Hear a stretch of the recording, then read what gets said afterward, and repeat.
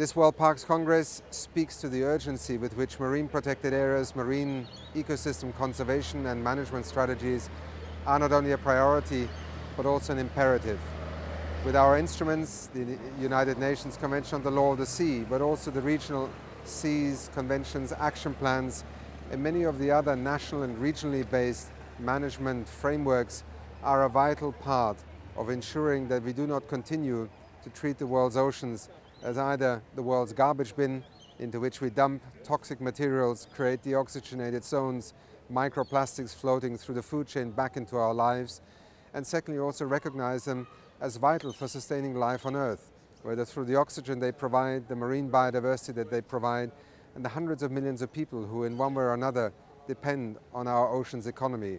But an oceans economy that needs to be managed from the principal point of view of sustainability and equity. This is part of the World Parks Congress agenda here when we talk about oceans and marine ecosystems. In the United Nations Environment Programme, we continue to commit ourselves to trying to take both public awareness, policymaker attention and concrete actions from land into the sea and the world's oceans.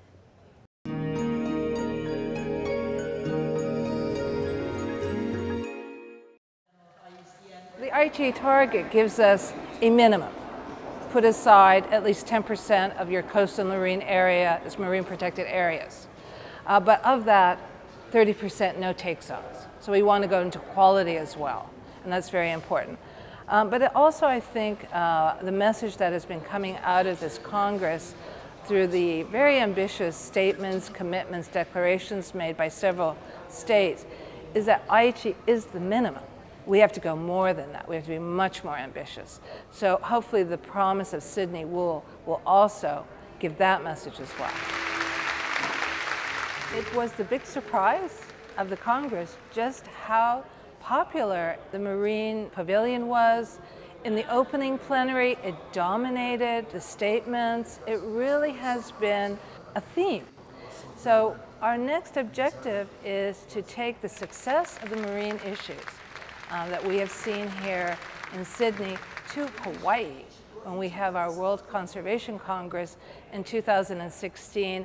And the Hawaiians are very eager for this because they say we are islands in the biggest ocean in the Pacific, and what better place for the oceans to finally come into their main light, really, instead of just being a shadow.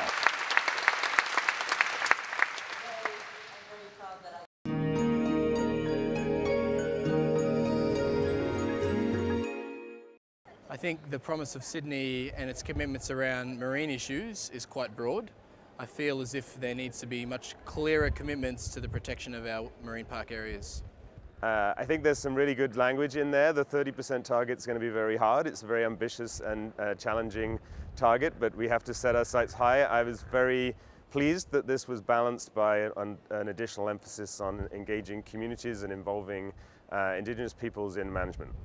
We were able to really address all the challenges and understanding about the importance of marine biodiversity, marine protected areas, coastal, and how they are under risk, under threats because of climate change, and how the MPAs are an important tool for community development and social benefits. I think all around the world should be aware of let's educate our younger kids and get them more involved into our ocean system, because ocean is a big vital part of our lives. So I think education is the main thing we should be doing.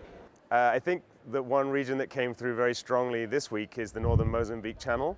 The Comores and Madagascar made their commitments this week, and also we have Mozambique as a very important country, some of the poorest and most dependent people on coastal resources in the world.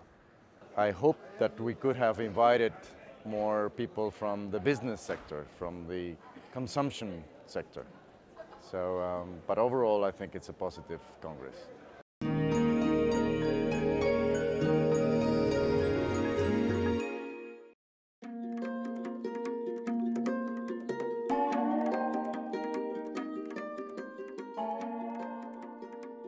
The Coral Sea Park is currently the world's largest marine protected area. It was established in April 2014 by New Caledonia, French Overseas Territory. With 1,300,000 square kilometers, the park covers the entire maritime area of New Caledonia. It is home to outstanding biodiversity, comprising three main components: a remarkable deep-sea ecosystem with seamounts, canyons, and ocean trenches, a pelagic ecosystem, and a reef and lagoon area. New Caledonia features great biodiversity, but it also faces major issues that are still very much to be addressed. The issues are not only environmental, they also concern potential resources such as hydrocarbon resources or mineralization, resources that could create wealth in New Caledonia. Understanding, promoting, and protecting resources are the main goals of this marine nature park. We have experienced problems with resources for some time now, because there is a lot of overfishing both inshore and offshore. All these nature parks will obviously be beneficial. By providing protection, the marine park will naturally satisfy fishermen, as it will help to protect species and promote seafood products.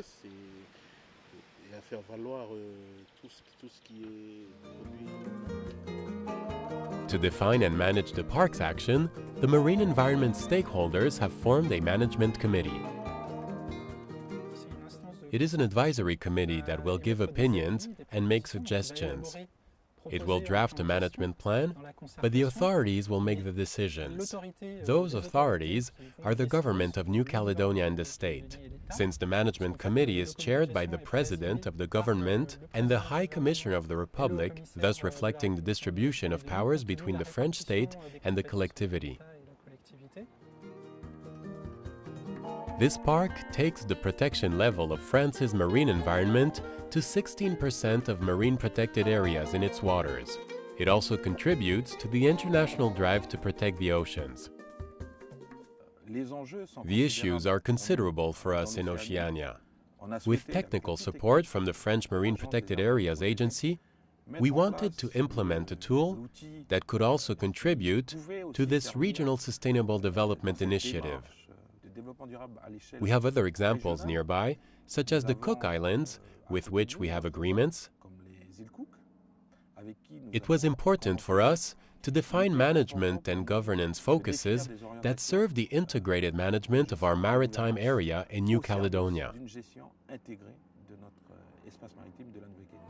350 species of coral, 25 species of marine mammal, 48 species of shark, 5 species of turtle, and 200,000 couples of seabirds are listed here, proving the area's vitality.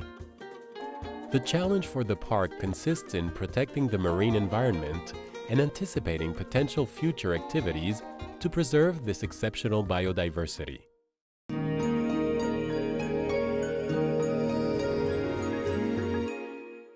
Today we signed a collaboration agreement between les Aires Marines Protégées of France and Parks Canada concerning collaboration on marine protected areas, so to share our know-how, share our knowledge, scientific information, some of the species that we jointly manage in terms of humpback whale, for example, where we can learn from each other and make advancement in marine protected areas. We have a lot of knowledge and expertise in terms of our science program, for example, in terms of engaging local communities and stakeholders in terms of achieving marine protected area goals.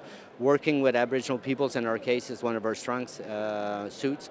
So those are some of the experiences that we can share, but we also have a huge opportunity to learn from the Marine Protected Area Agency of France. Talk about national parks, for example, we're well on our way in terms of the 17%. I think in marine protected areas, the government has made a commitment for the 10% by 2020, so the objective is to meet that. We're doing, for example, now looking at Lancaster Sound, a huge national marine conservation area that's under feasibility.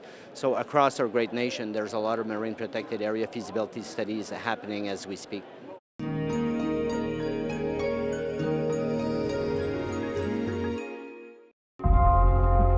It is now possible to see the underwater world in every detail, thanks to the 3D ROV, which is being deployed in the Calanque National Park in the Mediterranean Sea near the south of France. The park and other marine protected areas partnered with COMEX, a company specialising in underwater exploration and other underwater operations. Together they are developing a high-definition 3D modelling technology. In the Calanque National Park, one of the objectives is to have a 3D model of protected marine habitats such as the canyons and underwater caves. The 3D ROV will allow us to do an inventory of the biodiversity in the area and have a benchmark to track any changes in order to adopt the appropriate measures of management.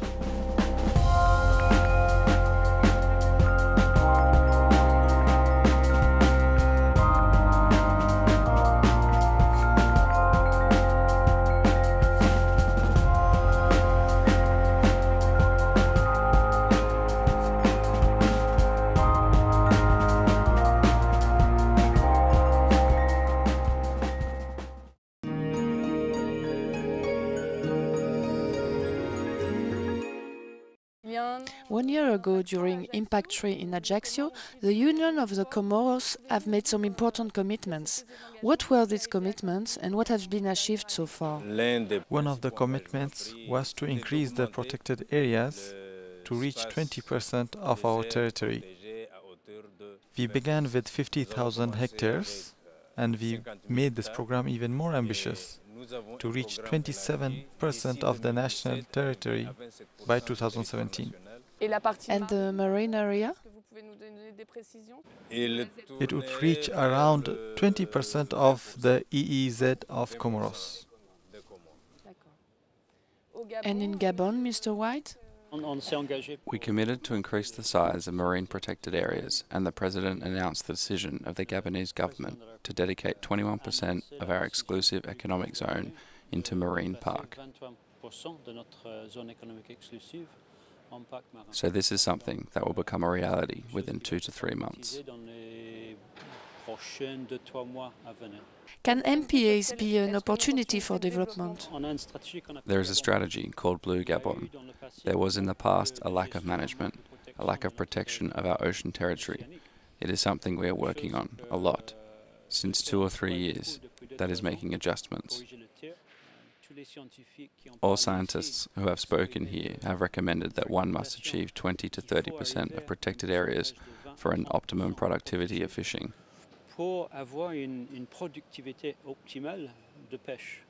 At sea, you can exploit more because it is protected. This is something great. Since Gabon is a country that produces oil, there is another issue. There have been many cases where illegal trawlers pass through oil pipelines. They almost broke these pipes to cause severe pollution problems. Mr. Vice President, how are things on your side? The conservation of biodiversity is the main driver of our sustainable development. The blue economy is the future for the development of the Union of the Comoros. With the creation of the Moili Marine Park, the surrounding communities were very reluctant in the beginning.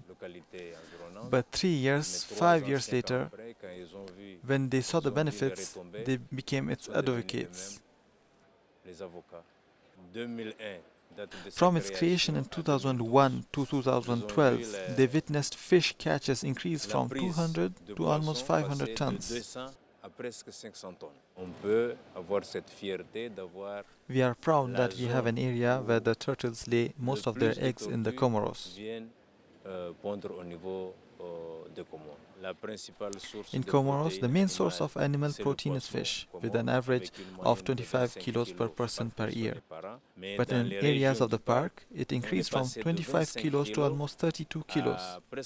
This not only contributes to the economy, but also to the health of the surrounding population.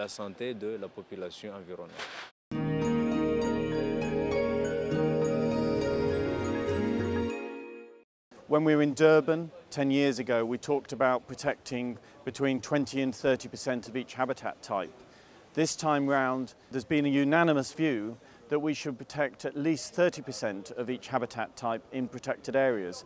But going further than that we should take action across the whole of the ocean. so that activities are undertaken in a sustainable way in the future. A core priority as well has been about the high seas. It's high time we've got an implementing agreement for the high seas, and the message has gone out clearly from this Congress about that. I have two simple words. We will look back on Sydney and we'll see that it's a turning point. Here, the oceans has been dominant as one of the major themes. And as I've just come out of the closing of the Congress, throughout that there were strong messages, almost headline messages about the actions that we need to take, both now in the coming decade, for the ocean.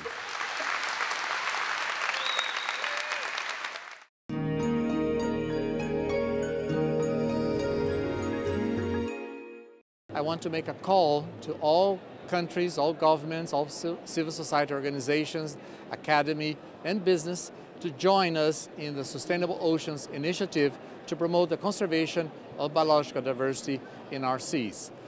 We have a new action plan adopted for the next 6 years to the end of the decade, and there are a number of good examples of commitments, but we need to increase these examples, such as the one of the Agenda 2020. It's a partnership between IUCN and other partners to increase the actions towards conservation of the oceans till 2020 and beyond.